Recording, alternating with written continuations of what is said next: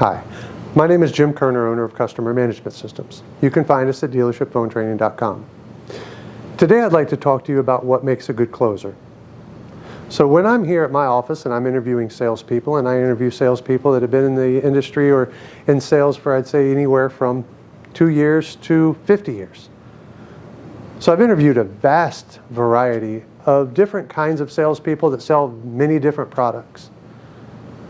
When I'm looking to find out how well they know the technicality of a sales process, I usually ask them two questions. What is a tie down? What is a trial close? What I've realized is through interviewing hundreds of salespeople that actually I'd say 98% of salespeople do not have a clue technically what either one of those two things are. Sad thing is, those two ingredients are what I see in most of the successful top producers. So I'd like to bring a little clarity to what these two techniques are and why you use them. So let's start with the tie down. Tie down, very simply, is a question that you ask your prospect after you make a statement to make sure that they agree with what you just said. Very simple. Wouldn't you agree? Most common tie down. Now, the purpose of that, the statement that I made right before I did my tie down is something that I want to use later on in my close. So I need to make sure they agree with that statement, because if they don't, I need to handle that then at that part of the sales process instead of getting down towards my close and then trying to close them with that, and then I'm going to get my objection. So tie downs are very simply a question that you use to make sure that your prospect agrees with something that you just said. And the reason why you do that is because what you just said you want to use later in your close. Now, let's look at trial closes. Most people confuse trial closes with actual closes. They're not. Trial closes are very weak attempts at the sale, really something that you do throughout the entire sales process. Now, the reason that you want to do this is because you want to take the temperature of your buyer, see where they are in that buying process.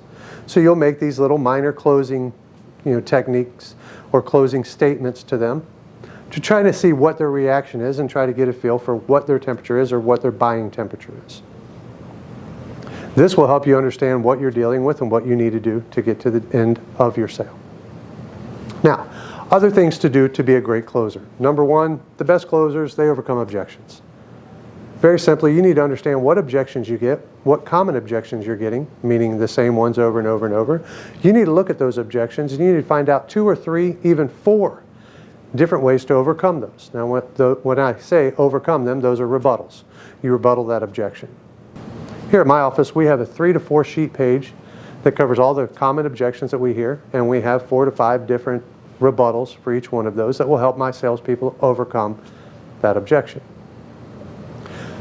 One thing you need to be mindful of is, are you getting an objection? Are you getting a smokescreen? Well, how do I know the difference? The most common smokescreen is, let me think about it. That's not a real objection.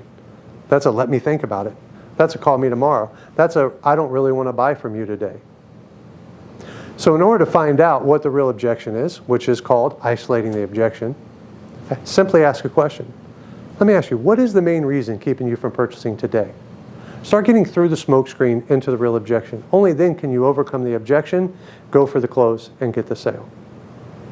My name is Jim Kerner, owner of Customer Management Systems. I hope you enjoyed the video. There will be more to come. Thank you.